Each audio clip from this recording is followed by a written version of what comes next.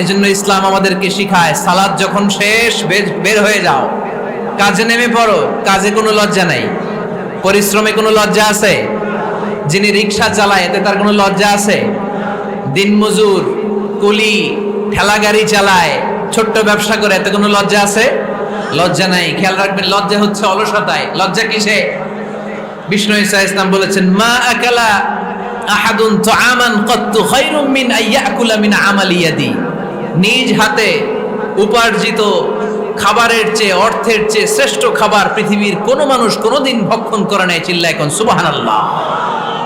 শ্রেষ্ঠতম খাবার নিজ হাতে উপার্জিত খাবার। ঘাম ঝরিয়ে যে অর্থ উপার্জন করা হয়, যে ইনকাম করা হয়, এটা হালাল। আর হালাল খেয়ে দোয়া করলে কবুল করে কে? এজন্য খেটে খাওয়া মানুষ, শ্রমজীবী মানুষ আর মেহনতি মানুষদেরকে বিশ্বনবী খুব ভালোবাসতেন। তারা বিশ্বনবীর বন্ধু আর বিশ্বনবী ছিল তাদের বন্ধু। সুবহানাল্লাহ পড়েন। এত ভালোবাসতেন বিশ্বনবী খেটে খাওয়ার মেহনতি মানুষদেরকে। সব সময় বিষ্ণু ইসলাম তাদের জন্য দোয়া করতেন। এজন্য যারা খেটে খায় তারা কপালওয়ালা, তারা মুস্তাজাবুদ দাওয়া। তারা কি? মুস্তাজাবুদ দাওয়া মানে এমন ব্যক্তি যে ব্যক্তি দোয়া করতে দেরি হয় কিন্তু দোয়া কবুল হতে দেরি হয় না। আপনারা এখানে ব্যবসা করেন কে কে? দেখি তো, হাত তুলেন তো। ব্যবসা, মাশাআল্লাহ, অনেক ব্যবসায়ী আছে তো দেখি। আচ্ছা, হাত নামান। চাকরি করেন কে কে? চাকরি, চাকরিও তো অনেক করে দেখি, হাত নামান। প্রবাসী, ছুটিতে দেশে আসছেন?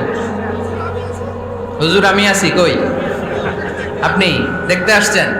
মাশাআল্লাহ। কোন দেশে থাকেন? সৌদি আরব। আলহামদুলিল্লাহ। সৌদিতে ভাল লাগে নাকি সৌদি স্বপ্নের দেশ, খাটতে খাটতে জীবন শেষ?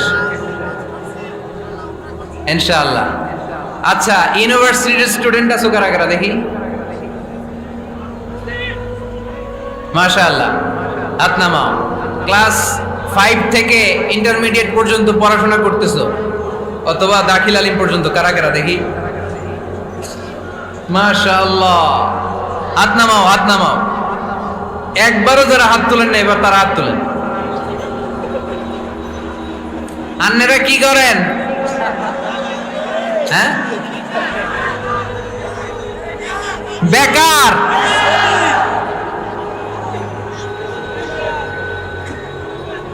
বাংলাদেশে চাকরির বাজার খুব মন্দা, ঠিক কিনা? বাংলাদেশ ইন্ডিয়াতে চাকরি পেতে অনেক কষ্ট। সামান্য একটা পদের জন্য যেখানে চেয়েছে ক্লাস 8 পাস, এখানে ডবল মাস্টার ডিগ্রি অ্যাপ্লাই করছে কয়েক লক্ষ। এজন্য আমাদেরকে উদ্যোক্তা হতে হবে। You have to be the entrepreneur. আমাদের উদ্যোক্তা দরকার, বেশি বেশি নতুন নতুন উদ্যোক্তা। নিজেই এমন আইডিয়া নিয়ে আসবে যেই আইডিয়া বিক্রি করে দুর্দান্ত আইডিয়া দিয়ে তুমি পুরো দেশ কাঁপিয়ে দিতে পারো। পারা যাবে না লক্ষ্মীপুরের ছেলেরা? আইডিয়ার অনেক দাম। You have to generate new ideas. নতুন নতুন আইডিয়া এনে মানুষ গোটা বিশ্বকে তাক লাগিয়ে দিচ্ছে। এই যে কত কয়েক বছর আগে কারের একটা রাইড চালু হয়েছে, নাম হয়েছে উবার। কি নাম? ঢাকায় যারা চলাফেরা করেন তারা হয়তো চড়েছেন। উবারের নাম শুনছেন না? এই উবার কোম্পানি কি করে জানেন? নিজেদের ব্যবসা নাই, পুঁজি নাই, পাত্তি নাই, অফিস নাই, কিচ্ছু নাই, কোটি কোটি টাকা হাতায় নিচ্ছে। Just idea, just they are generating new ideas. নতুন নতুন আইডিয়া দিয়ে গোটা বিশ্ব কাঁপিয়ে নিয়েছে একটা মোবাইল অ্যাপসের মাধ্যমে। কিসের মাধ্যমে? Mobile apps. একটা কোম্পানি খুলেছে, গোটা বিশ্বের সব প্রাইভেট কারওয়ালারা ওইখানে রেজিস্ট্রেশন করে আপনি মোবাইলে কোথায় যাবেন, কোত্থেকে যাবেন লিখবেন, গাড়ি আপনার বাড়ির সামনে এসে হাজির। তার একটা পার্সেন্টেজ ওই উবার কোম্পানি পায়। ইউনাইটেড স্টেটস অফ আমেরিকার একটা স্টেট আছে সান ফ্রান্সিসকো, ওইখান থেকে শুরু করছে। 775টা সিটিতে ওদের অপারেশন আছে। বাংলাদেশে ঢাকাতেও আছে। আমি মালয়েশিয়াতে থাকি, ওখানেও আছে, ওখানেও আমরা চড়ি। প্রায় 63টা দেশে ওদের কাজ বাজ আছে। গত বছরে 2018 সালে ওদের প্রফিট ছিল, রেভিনিউ ছিল 11.27 billion US dollar, 11.27 US billion dollar. Just they are selling their ideas. নতুন নতুন আইডিয়া দিয়ে গোটা বিশ্ব কাঁপাচ্ছে। এই উবার যখন চালু হলো আমি যখন মালয়েশিয়ায় শুনলাম বাংলাদেশে নতুন আরেকটা বাইর হইছে, পাঠাও। কি নাম? এটা বোধহয় সারা বাংলাদেশ ব্যাপী হয় নাই, 3টা জায়গায়, সিলেটে, চট্টগ্রামে আর ঢাকায়।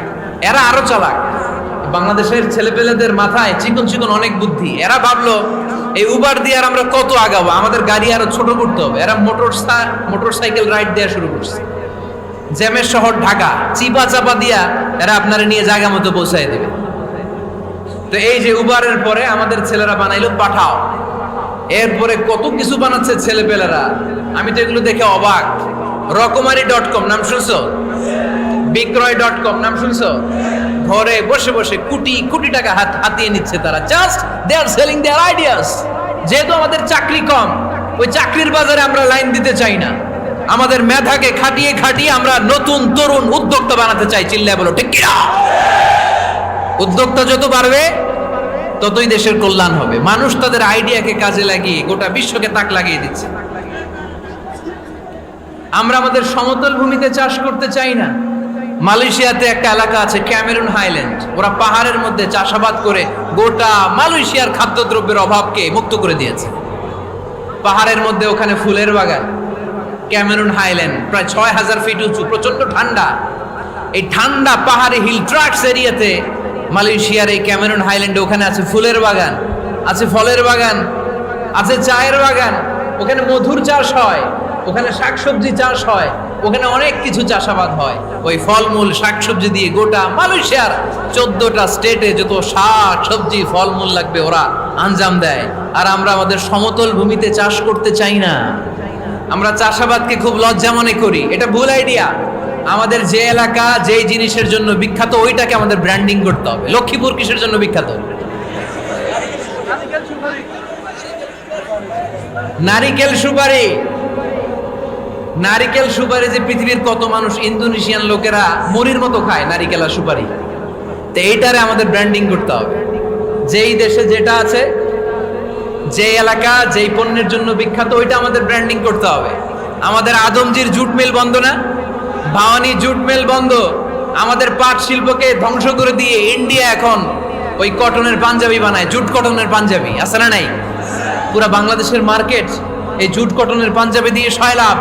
আমাদের বাংলাদেশের পাট দিয়ে যদি আমরা মিহি পাঞ্জাবি বানাতে পারতাম, গোটা বিশ্ববাজারকে আমরা দখল করে নিতে পারতাম। ঠিক কিনা? এজন্য আমাদেরকে নতুন নতুন আইডিয়া জেনারেট করতে হবে। চাকরির পিছনে বসে থাকলে চলবে না। আর আজান যদি হয়ে যায় ছুটে যাব মসজিদে, আর নামাজ শেষ হলে আমরা আমাদের কাজের দিকে চলে যাব। চিল্লায় বলেন ঠিক কিনা? যেটাই করব আমরা ভালোভাবে করব। আল্লাহ বলেছেন লিয়াবলুয়াকুম আইয়ুকুম আহসানু আমালা।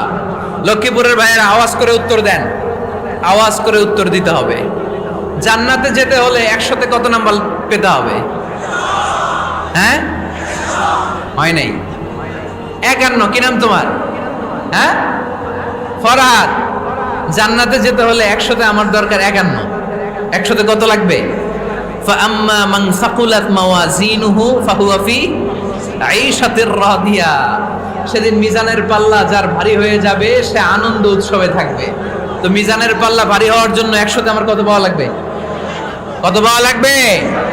51 পেলেই হয়ে যাবে। এজন্য আল্লাহ বলছেন লিয়াবলুয়াকুম আইয়ুকুম আহসানু আমালা। যেটাই করবে ভালোভাবে করবে। আল্লাহ এটা পরীক্ষা করতে চান যে আমরা ভালোভাবে কে কতটুকু আমল করেছি। যারা আরবি বোঝেন আলেম ওলামা আপনারা জানেন, এখানে আল্লাহ বলেননি লিয়াবলুয়াকুম আইয়ুকুম আকসারু আমালা। আল্লাহ এটা দেখতে চান যে তোমাদের মধ্যে থেকে কে বেশি আমল করে। এটা বলছে আল্লাহ? বলে নাই। আল্লাহ বলেছে লিয়াবলুয়াকুম আইয়ুকুম আহসানু আমালা, যে ভালো করে করে। এজন্য আমরা যাই করি না কেন কি করে করব? আওয়াজ করে বলতে হবে। কেমন করে করব? যে কোনো কাজ করো না ভাই, যে কোনো কাজ করো তা যেন হয় সবার চেয়ে সবচেয়ে সুন্দর।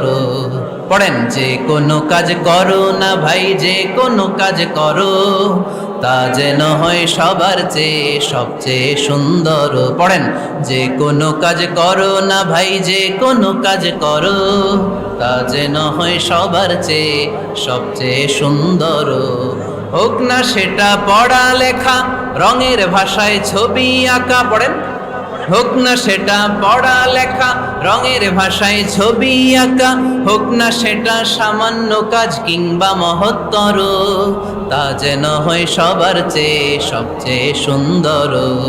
যে কোনো কাজ করো না ভাই, যে কোনো কাজ করো, তা যেন হয় সবার চেয়ে সবচেয়ে সুন্দর। চিৎকার করে বলেন ঠিক কিনা? আমরা যেটাই করি না কেন এটা ভালো করে করার দরকার আছে না নাই? এজন্য কাজে আর শ্রমে কোনো লজ্জা নাই। লজ্জা হচ্ছে অলসতায়। লজ্জা কিসে? অলসতায়। বিষ্ণু ঈসা ইসলামের কাছে এক সাহাবী এসে বলল, ইয়া রাসূলুল্লাহ আ'তিনি শাইআন, আপনি আমাকে কিছু দান করেন, আমার কিছুই নাই। বিষ্ণু বললেন, তোমার কিছু নাই? সাহাবী বললেন, ইয়া রাসূলুল্লাহ ঘরে আমার শুধু দুইটি জিনিস আছে। কয়টা? চিল্লায় বলেন কয়টা? এক হচ্ছে একটা জামা, দুই হচ্ছে পানি খাওয়ার একটা জগ। বিষ্ণু বললেন, এই দুইটাই নিয়ে আসো। বিশ্বনবীর কথা শুনে ওই সাহাবী ঘর থেকে জামা নিয়ে আসলেন, পানি খাওয়ার জগ নিয়ে আসলেন। বিশ্বনবী সাল্লাল্লাহু আলাইহি ওয়াসাল্লাম ওনার মোবারক হাত দিয়ে এক হাতে জামা ধরে আরেক হাতে পানির জগটা ধরে সাহাবীদের দিকে উদ্দেশ্য করে বললেন, মাইয়াশতারি হাদাইন, এই দুইটা জিনিস কেনার মতো কে কে আছে দেখি? কয়েকজন হাত তুললো। বিশ্বনবী বললেন, কত দিয়ে কিনবা? এক সাহাবী বলে, ইন্নী আশতারিহিমা বিদিরহাম, ও নবী যদিও এগুলো আমার দরকার নাই, কিন্তু আপনি যেহেতু নিলামে ডাক তুলেছেন, ইয়া রাসূলুল্লাহ ইয়া হাবিবাল্লাহ, আপনার সম্মানে আমি 1 দিরহাম দিয়ে দুইটা জিনিস কিনে নেব। 1 দিরহাম, একটা জামা, একটা পানি খাওয়ার জগ, দাম কত? 1 দিরহাম। বিশ্বনবী বললেন, না না, 1 দিরহাম তো অনেক কম হয়ে যায়, মাইয়াজিদু আলা যালিক, এর চেয়ে বেশি দামে কে কিনবা? আরেক সাহাবী হাত তুলে বলতে লাগলো, ইয়া রাসূলুল্লাহ ইয়া হাবিবাল্লাহ ওয়া ইন্নী আশতারিহিমা বিদিরহামাইন, আমি এই জামাটার পানি খাওয়ার জগটা 1 দিরহাম নয় 2 দিরহামের বিনিময়ে কিনতে চাই। বিষ্ণু ঈসা ইসলাম ওই সাহাবাকে দিয়ে দিলেন, দিয়ে 2 দিরহাম নিয়ে যে লোকটা ভিক্ষা করতে এসেছিল তার হাতে 2 দিরহাম দিয়ে বললেন, যাও 1 দিরহাম দিয়ে ঘরে খাবার কিনে দিয়ে আসো, আরেক দিরহাম দিয়ে একটা কুঠার কিনে নিয়ে আসো। শুনতেছেন? কি কিনে নিয়ে আসো? কুঠার দিয়ে কি করে? গাছ কাটে। ওই সাহাবী কুঠার কিনে নিয়ে আসার পরে বিশ্বনবী নিজ হাতে কুঠারের মধ্যে একটা কাঠের হাতল লাগাই দিলেন। আল্লাহু আকবার! হাতল ছাড়া কুঠার ইউজ করা যাবে? বিশ্বনবী নিজ হাতে ওই কুঠারের ভেতরে একটা হাতল লাগাই দিলেন আর বললেন, লা উরিদু আন আরাকা 15 আইয়াম, এই কুঠার নিয়ে জঙ্গলে যাও, গায়ে অনেক শক্তি আছে, কাঠ কাটো, এই কাঠ কেটে বাজারে বিক্রি করো, সামনের 15 দিন যেন আমি আমার চোখের সামনে তোমার না দেখি। বিশ্বনবীর পরামর্শ অনুযায়ী কুঠার নিয়ে ওই সাহাবী জঙ্গলে চলে গেলেন। কাঠ কেটে বাজারে বিক্রি করতে করতে 15 দিন পরে 10 দিরহাম নিয়ে বিশ্বনবীর দরবারে হাজির হয়ে গেলেন। 10 দিরহাম নিয়ে বিশ্বনবীর কাছে হাজির হয়ে গেলেন। সাহাবী এসে বলল, ইয়া রাসূলুল্লাহ এখন আর আমার ভিক্ষা করা লাগে না, আমার গায়ে অনেক শক্তি আল্লাহ দিয়েছে, আই এম ভেরি এনার্জেটিক, আপনার দেয়া বরকতের কুঠার দিয়ে আমি কাঠ কেটে কেটে স্বাবলম্বী হতে শুরু করেছি। সুবহানাল্লাহ পড়েন। আমি এখন 10 দিরহামের মালিক। বিশ্বনবী বললেন, লা আইয়াহতাতিবা আহাদুকুম হুজমাতান আলা যাহরিহি খায়রুম মিন আইয়াসআলা শাইআন ফায়ু'তিয়াহু আও ইয়ামনাহু, যাদের গায়ে শক্তি আছে তারা ভিক্ষা না করে কাঠ কেটে পিঠে সেই বোঝা নিয়ে বাজারে বিক্রি করা অনেক ভালো, কারণ কারো কাছে যদি তুমি হাত পাতো সে দিতেও পারে নাও দিতে পারে, আর কষ্ট করলে কষ্ট কোনোদিন বৃথা যায় না। চিল্লায় বলেন ঠিক কিনা? বিষ্ণু ঈসা ইসলামের অনুপ্রেরণায় এই সাহাবা অল্প কিছুদিনের ব্যবধানে স্বাবলম্বী হয়ে গেলেন। What is the moral of the story? বিশ্বনবীর এই প্রফেটিক স্টোরি থেকে আমাদের কি শিক্ষা? লেসন নাম্বার 1, বিশ্বনবী চাইলেই ওই 2 দিরহাম দিয়ে বলতে পারতো, যাও খাবার দাবার কিনে ফ্যামিলিতে দিয়ে আসো। সে ওই 2 দিরহাম নিয়ে খাবার দাবার কিনে ফ্যামিলিকে খাইয়ে রাত্রে আবার ভিক্ষায় নামতো। কথা কন, রাত্রে কি করতো? ভিক্ষায় নামতো। বিষ্ণু ঈসা ইসলাম তাকে কাজ করে খাওয়ার জন্য উৎসাহ দিলেন। পাশাপাশি বিষ্ণু ঈসা ইসলাম পার্মানেন্ট সলিউশন দিলেন। এজন্য পার্মানেন্ট সলিউশনের ব্যবস্থা করতে হবে। অনেকে আমরা যাকাত দেই, যাকাতের শাড়ি দেই, যাকাতের লুঙ্গি দেই, আছে না নাই? লক্ষ্মীপুরে এরকম দেয় নাকি? কি দেয়? হ্যাঁ, গাড়ি গাড়ি দেয়, শাড়ি না। জাকাতের শাড়ি, জাকাতের লুঙ্গি বলতে কোনো কথা ইসলামে নাই। এগুলো খুব কম দামি শাড়ি, যাদেরকে এগুলো দেয়া হয় তাদেরকে অপমান করা হয়, ঠিক কি না? আল্লাহ বলেছেন ওয়ালাকাদ কাররামনা বানি আদম, I have dignified the status of the sons of Adam. আমি আদমের সব সন্তানদেরকে সম্মানিত করেছি। সুবহানাল্লাহ পড়েন। আপনাদের চেয়ে সম্মানিত কেউ আছে? মানুষের চেয়ে সম্মানিত গোটা বিশ্বে আর কোনো মাখলুকাত আছে? নাই। এজন্য জাকাতের শাড়ি দেয়া যাবে না, জাকাতের লুঙ্গি দেয়া যাবে না। জাকাতের শাড়ি আপনারা দেখছেন, এটারে একবার ধোয়ার পরে দ্বিতীয়বার পরা যায় না। মশারি কি পাতলা, এর চেয়েও পাতলা। এই জন্য জাকাতের শাড়ি, জাকাতের লুঙ্গি বলতে ইসলামে কোনো পরিভাষা নাই। আপনাকে স্বাবলম্বী করে দেওয়ার চেষ্টা করতে হবে। যারা লক্ষ্মীপুর জেলায় বিজনেস ম্যাগনেট আছেন, তারা একসাথে হয়ে একটা স্ট্রং জাকাত ম্যানেজমেন্ট প্ল্যাটফর্ম করতে পারেন, যেখান থেকে আপনারা বিভিন্ন থানায়, বিভিন্ন গ্রামে বাছাই করে করে কিছু ভাইদেরকে জাকাত দিতে পারেন স্বাবলম্বী করার উদ্দেশ্যে। যেই ফ্যামিলিকে আছে, কি নাম এটার? পল্লী উন্নয়ন ক্লাব। মাশাআল্লাহ, জাকাত ফান্ড দিয়ে বিদেশে লোক পাঠায়। এর চেয়ে সুন্দর পদ্ধতিতে জাকাত বিতরণ আর হতে পারে? যেই লোকটাকে, যেই ছেলেটাকে বিদেশে পাঠানো হয়েছে, ওই ফ্যামিলিটা আর কোনোদিন জাকাতের শাড়ি নেওয়ার জন্য লাইনে দাঁড়াবে?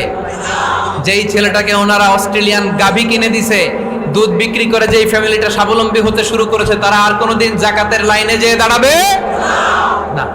এজন্য জাকাত দিতে হবে স্বাবলম্বী করার জন্য। ইসলাম আমাদেরকে এটাই শিখিয়েছে, কাজ করে খেতে হবে। কাজে লজ্জা নেই, লজ্জা হচ্ছে অলসতায়। লজ্জা কিসে? আজকের আলোচনা থেকে এটা মুখস্থ করে নিতে হবে, কাজে লজ্জা নেই। লক্ষ্মীপুরের ইয়াংস্টারেরা শ্রমে লজ্জা নেই, পরিশ্রমে লজ্জা নেই, লজ্জা অলসতায়। লজ্জা কিসে? আরো জোরে। নবীরা কি এমনি এমনি বসে বসে খাইছে? কঠিন পরিস্থিতিতেও নবীরা পরিশ্রম করে উপার্জন করা লেগেছে, ঠিক কিনা? সাইয়েদনা মারিয়াম আলাইহিস সালাম, যার নামে আল্লাহ তাআলা কোরআনে একটা সূরা দিলেন, উনি পৃথিবীতে এমন একজন মহিয়সী নারী, যেই নারীর গর্ভে, যেই নারীর পেটের ভেতরে স্বামীর স্পর্শ ছাড়া সন্তান দিয়েছে কে? সাইয়েদনা ঈসা আলাইহিস সালাম পেটে আসলেন। মারিয়াম আলাইহিস সালাম লজ্জা পেলেন। হায় হায়, কেমন করে এলাকাবাসীদের কাছে আমি আমার মুখ দেখাবো? বিয়ে করি নাই, স্বামী নাই, বিয়ে হয় নাই, স্বামী নাই, কিন্তু পেটে সন্তান চলে এসেছে। হায় হায়, এলাকায় কেমনে মুখ দেখাবো?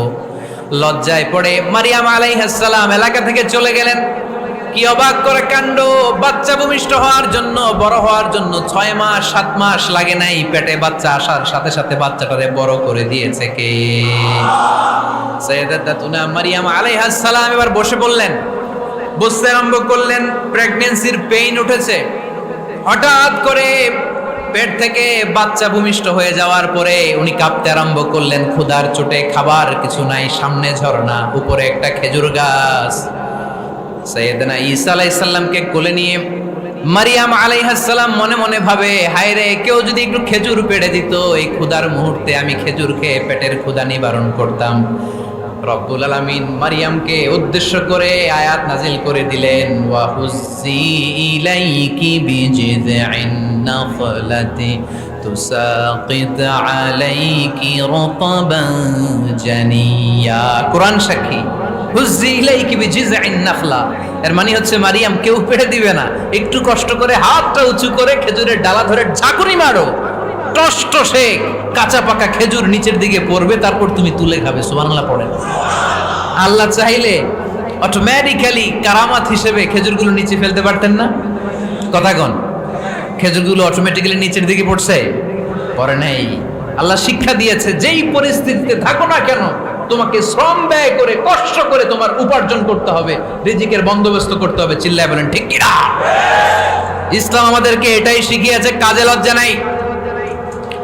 আবার বিশ্বনবী বললেন, ইন খামাতিস সাআ ওয়া ফি ইয়াদি আহাদিকুম ফাসিলাতুন, তোমাদের কারো হাতে যদি একটা চারা বীজ থাকে, সে যদি দেখে কিয়ামত হতে শুরু করেছে, ফাইন ইসতাতাআ আন ইয়াগরিসাহা ক্বাবলা আন তাকুমাস সাআ ফালইয়াগরিসহা, কারো হাতে একটা চারা বীজ নিয়ত করেছে চারা বীজটা রোপণ করবে, ইন দ্য মিন টাইম দেখলো কিয়ামত হতে শুরু করেছে। বিশ্বনবী বললেন, যদি তোমার সুযোগ থাকে কিয়ামত হওয়ার আগে চারা বীজটা রোপণ করে দাও। কথা বুঝতে পেরেছেন? আপনার হাতে একটা চারা বীজ, আপনি প্ল্যান করেছেন এই চারা বীজটা রোপণ করবেন। ইন দ্য মিন টাইম দেখলেন কি হওয়া শুরু হয়েছে? ইযা জুলজিলাতিল আরদু জিলজালাহা, দ্য বিগেস্ট আর্থকোয়েক, ভূমিকম্প শুরু হয়েছে, কিয়ামত হয়ে যাবে। বিশ্বনবী বললেন, কিয়ামত হইতেছে ওদিকে, আর তোমার হাতে যদি চারা বীজ থাকে দেরি করো না, কিয়ামত তোমার কাছ পর্যন্ত আসার আগে সুযোগ পেলে চারা বীজটা রোপণ করে দাও। ইসলাম শিখিয়েছে শেষ নিঃশ্বাস পর্যন্ত তোমাকে লড়ে যেতে হবে। এই পৃথিবীতে কেউ কাউকে জায়গা করে দেয় না, জায়গা করে নিতে হয়।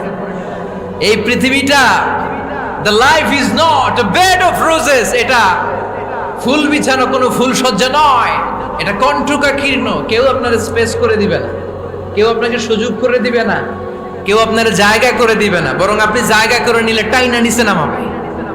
কথা বলেন?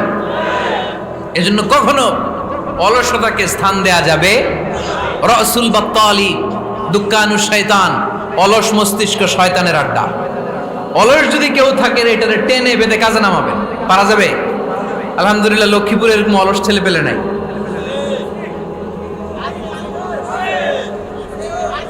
আছে? আমরা আজকে অলসতাকে নো বলে যাবো এই মাহফিল থেকে। অলসতাকে আমরা কি বলবো? আওয়াজ করে বলতে হবে। অলসতাকে কি বলবো আমরা? আবু বকর অনেক বড় ব্যবসায়ী ছিলেন। ওনার নিজ টাকা দিয়ে হাবাসা থেকে আসা সাইয়েদনা বেলালকে তিনি 20,000 স্বর্ণ মুদ্রা দিয়ে উমাইয়া ইবনে খালাফের কবল থেকে তিনি মুক্ত করেছেন। সাইয়েদনা উসমান যুন্নুরাইন বড় ব্যবসায়ী ছিলেন। নিজের টাকা দিয়ে মদিনার মুসলমানেরা পানি খেতে পারে না, বিইরে রুমা নামে একটা কুয়া ছিল, এই কুয়ার মালিক ছিল ইহুদি। মুসলমানেরা পানি খেতে গেলে এসে বকা দিত, পানি খেতে দিত না।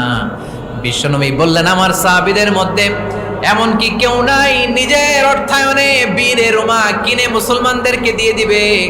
সাইয়েদনা উসমান যুন্নুরাইন বলল, ইয়া রাসূলুল্লাহ, আপনার খেদমতে আমি হাজির।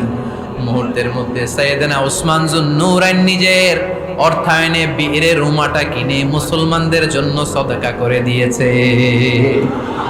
তো ব্যবসা না করলে, কর্মঠ না হলে, উপার্জন না হলে সদকা করা যাবে? চিল্লায় বলেন, করা যাবে? সুনানে তিরমিজির বর্ণনা, বিষ্ণু ঈসা ইসলাম মক্কা থেকে যত সাহাবারা হিজরত করে মদিনায় এসেছে, মদিনাতে কোনো না কোনো সাহাবার সাথে বিশ্বনবী ভ্রাতৃত্বের বন্ধনে আবদ্ধ করে দিয়েছে। সুবহানাল্লাহ পড়েন। এজন্য মক্কা থেকে যারা এসেছে এদেরকে বলে মুহাজির। এদেরকে কি বলে? আর মদিনায় যারা ছিল এদেরকে বলে আনসার। এদেরকে কি বলে? আওয়াজ করে উত্তর দিবেন। মক্কা থেকে যারা এসেছে তাদের নাম মুহাজির, আর যারা মদিনার সাহাবী তাদের নাম আনসার। আজকে এই মাহফিলে লক্ষ্মীপুর এর বাইরে থেকে কারা কারা আসছেন দেখি?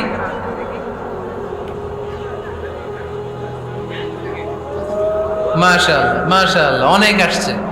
আল্লাহ ভাইদেরকে তুমি কবুল করো, হাত নামান। এই যে লক্ষ্মীপুরের বাইরে থেকে যে ভাইরা আসছে তারা লক্ষ্মীপুরের মেহমান, ঠিক কিনা? মক্কা থেকে হিজরত করে যে সমস্ত সাহাবারা এসেছিল তারা ছিল মদিনার মেহমান। বিশ্বনবী এক এক মক্কার সাহাবীকে মদিনার এক এক সাহাবীর সাথে ভ্রাতৃত্বের বন্ধনে আবদ্ধ করে দিলেন। আব্দুর রহমান ইবনে আউফ রাদিয়াল্লাহু তাআলা আনহু, ওনার সাথে ভ্রাতৃত্বের বন্ধনে যে সাহাবীকে বিশ্বনবী আবদ্ধ করে দিলেন ওনার নাম হচ্ছে সাদ ইবনে রাবিয়া। কি নাম? মদিনার অনেক বড় ব্যবসায়ী। বিশ্বনবী বললেন, ও আব্দুর রহমান ইবনে আউফ, সম্পদ ছেড়ে দিয়ে, পরিবার ছেড়ে দিয়ে, স্থাবর অস্থাবর সব ছেড়ে দিয়ে আল্লাহ রাসূলের ভালোবাসায় মক্কা থেকে মদিনায় এসেছো।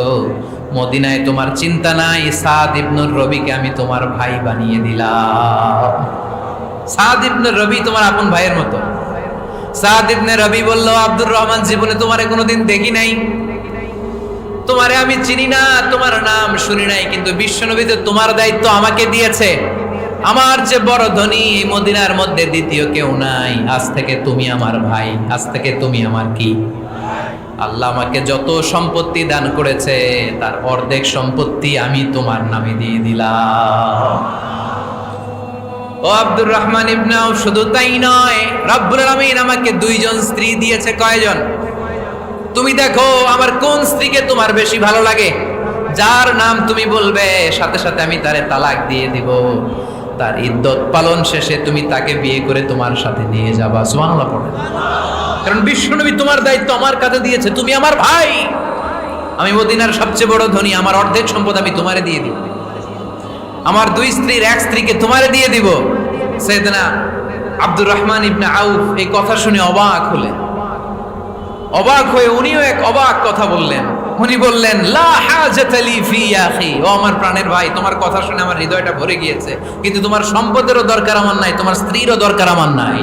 বারাকাল্লাহু ফি মালিক ওয়া লি আহলিক, আল্লাহ তোমার মালেও বরকত দেখ, তোমার সম্পদেও বরকত দেখ, তুমি শুধু একটু কষ্ট করবা। কি কষ্ট? দুল্লানি আলা সুক, show me the way to the market. তুমি মদিনায় কোনো মার্কেট আছে কিনা, শপিং মল আছে কিনা, ব্যবসা প্রতিষ্ঠান আছে কিনা আমারে দেখায় দাও। সুবহানাল্লাহ পড়ো। আমরা হইলে কি করতাম? লক্ষ্মীপুরে যারা আসছে এদের একজনকে যদি বলা হয়, ভাই আপনি এখন থেকে লক্ষ্মীপুরের ভাই, আমার অর্ধেক সম্পদ আপনারা দিয়ে দেব, কি করবে? পায়ের উপর পা তুলে খাবে আর বলবে কি আনন্দ আকাশে বাতাসে, ঠিক কিনা? এরপর যদি বলি, ভাই আমার দুই বউ যেটারে সুন্দর লাগে বলেন তালাক দিয়ে দেই, নিয়ে যান, কি বলবে? কি আনন্দ আকাশে বাতাস।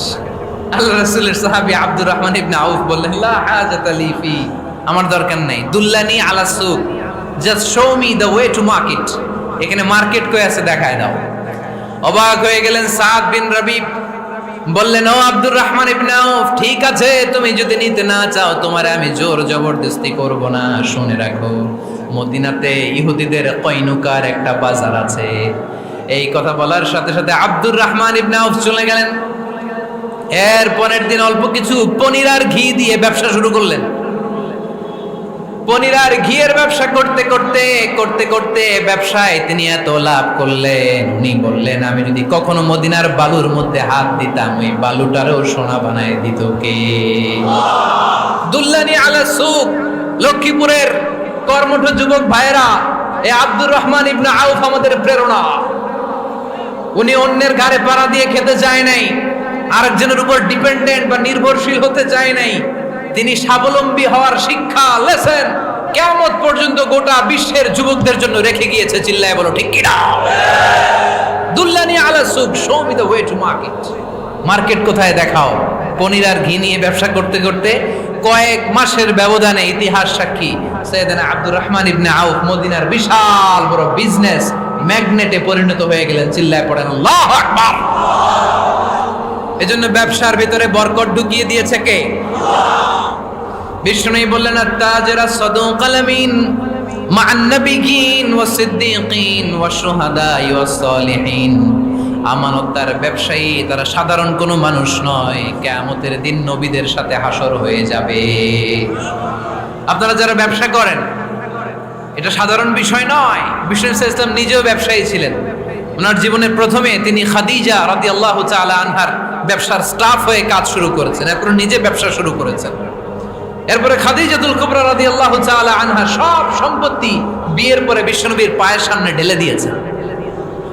বললেন, ইয়া রাসূলুল্লাহ, এই সম্পদ আমি আপনাকে দিয়ে দিলাম, আপনি ইচ্ছামতো দিনের প্রয়োজনে খরচ করেন। সুবহানাল্লাহ পড়েন। এজন্য বিষ্ণু ঈসা ইসলাম আমাদের জন্য উপমা, আব্দুর রহমান ইবনে আউফ আমাদের জন্য উপমা। যারা ব্যবসা করেন তারা বিষ্ণু ঈসা ইসলামের সুন্নাহ পালন করছেন। আত-তাজির আস-সাদুক আল-আমিন, বিষ্ণুই বললেন সত্যবাদী আমানতদার ব্যবসায়ী, যে ব্যবসা করতে যে মিথ্যা কথা বলে না।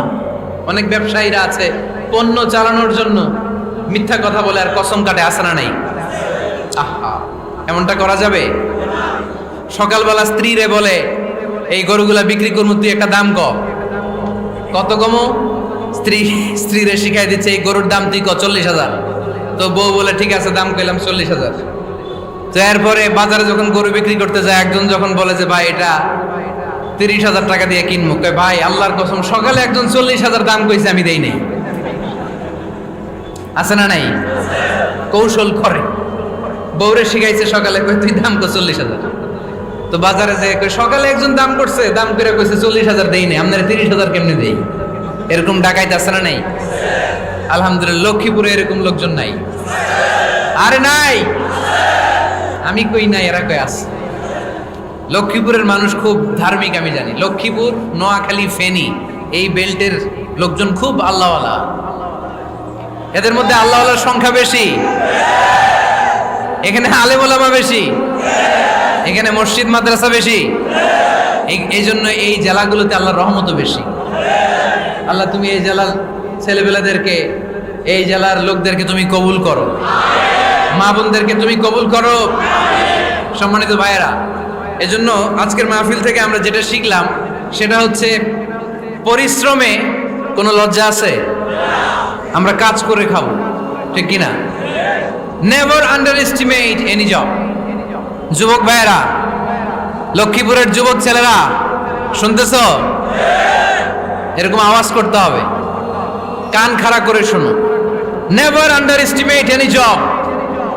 কোনো চাকরিকে ছোট করে দেখা যাবে, whether it's small or big, you don't care. এটাতে কেয়ার করা যাবে না। ছোট্ট চাকরি পাইলেই ঢুকে যাবা, বড় অফার আসলে পরে ঢুকবা। এটা ছোট কাজ, এটা হোটেলের ওয়েটার, এটা ছোট্ট স্টাফ, এটা কেরানি না। কাজ কাজই, কাজের মধ্যে কোনো ছোট বড় নাই। খেটে খাওয়া মানুষকে বিশ্বনবী অনেক সম্মান করতেন। বিশ্বনবী সাল্লাল্লাহু আলাইহি ওয়াসাল্লাম খেটে খাওয়া মানুষদেরকে এত ভালোবাসতেন, বিদায় হজের মতো এত গুরুত্বপূর্ণ ভাষণও এই মেহনতি মানুষদের কথা বাদ যায়নি। সুবহানাল্লাহ পড়বেন না? দিনটা ছিল জুমাবার। বিশ্বনবী সাল্লাল্লাহু আলাইহি ওয়াসাল্লাম আরাফাতের ময়দানে দাঁড়িয়ে ঐতিহাসিক একটা ভাষণ দিলেন। এই ভাষণের নাম হলো বিদায় হজের ভাষণ। এই বিদায় হজের ভাষণেও খেটে খাওয়া মানুষের কথা বিশ্বনবী বাদ দেয় না। বিশ্বনবী বলেছেন, আরিক্কাকুম আরিক্কাকুম, খবরদার অধীনস্থ কর্মচারীদের সাথে খারাপ আচরণ করো না। আতঈমুহুম মিম্মা তাকুলুন ওয়াকসুহুম মিম্মা তালবিসুন। খবরদার মনে রেখো, তোমরা যা খাবে তোমাদের অধীনস্থ কর্মচারীদেরও তা খাওয়াবে, তোমরা যা পড়বে তাদেরও তা পড়াবে। বিশ্বনবী শেষ নিঃশ্বাস ত্যাগ করে যাওয়ার আগে যেই কয়েকটা কথা বলেছিলেন তার মধ্যে মেহনতি মানুষদের জন্য কথা আছে না নাই? বিষ্ণু ইসা ইসলাম যখন শেষ নিঃশ্বাস ত্যাগ করবেন তিনি বলেছিলেন, আসসালাত আসসালাত, উম্মতেরা নামাজ নামাজ নামাজ ছেড়ে দিও না, নামাজ তরক করো না, নামাজ কাজা করো না। আর বলেছিলেন, অমা মালাকাত আইমানুকুম, অধীনস্থ কর্মচারীদের সাথে খবরদার খারাপ আচরণ করো না। যারা কর্মচারীদের সাথে খারাপ আচরণ করে, যারা মানুষের কাছ থেকে শ্রম নিয়ে কাজ করিয়ে টাকা দেয় না, কিয়ামতের দিন তাদের বিরুদ্ধে মামলা দায়ের করবে কে? কে করবে? হাদিসে কুদসি সাক্ষী বিষ্ণু ইসা ইসলাম বলেন, আল্লাহ তাআলা ফরমান, আনা খাসমুহুম সালাসাতুন আনা খাসমুহুম ইয়াউমাল কিয়ামা।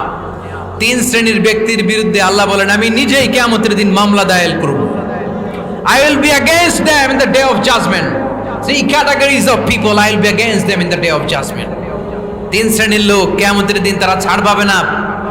আল্লাহ বলেন, আমি নিজেই তাদের বিরুদ্ধে মামলা দায়ের করব। এর মধ্যে এক শ্রেণীর লোক হচ্ছে রাজুলুন ইস্তাআজারা আজিরান ফাস্তাউফা মিনহু ওয়া লাম ইয়াতি আজরা।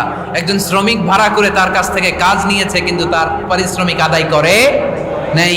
এরকম আছে না নাই? দাপট দেখায়, দাপট দেখায় ইউনিভার্সিটির ক্যান্টিনগুলোতে। ইউনিভার্সিটির ক্যান্টিনে যে খায় মাগার বিল দেয় না, এরকম ডাকাইত আছে না নাই? চায়ের দোকানে চা খায় পরে দিমু, বিল দেয় না, আছে না নাই? দোকানে যে পণ্য কিনে বিল দেয় না, পরে দিমু, আছে না নাই? কিয়ামতের দিন আল্লাহ তোরে মাস্তানি ছুটাবে, চিল্লা এখন ঠিক কিনা? আনা খাসমুহুম, আমি নিজেই তাদের বিরুদ্ধে মামলা দায়ের করব। কথাটা কার? এজন্য বিশ্বনবী বললেন, খবরদার মেহনতি মানুষ, খেটে খাওয়া মানুষ, এদের দোয়া কবুল হয়ে যায়। আতুল আজিরা আজরাহু ক্বাবলা আন ইয়াজিফা আরাকুহু। খবরদার বিশ্বনবী বললেন, শ্রমিকের ঘাম শুকিয়ে যাওয়ার আগে তাদের পারিশ্রমিক মিটিয়ে দাও। বিশ্বনবীর বিখ্যাত হাদিস, আতুল আজিরা আজরাহু ক্বাবলা আন ইয়াজিফা আরাকুহু। শ্রমিকের ঘাম মাটিতে লাগার আগে, শুকিয়ে যাওয়ার আগে তাদের পারিশ্রমিক মিটিয়ে দাও। কেননা তারা যদি বদদোয়া করে তোমার জীবনকে জাহান্নাম বানিয়ে দিবে কে? বিষ্ণু ইসা ইসলাম সব সময় খেটে খাওয়া মানুষদেরকে আগলে রাখতেন।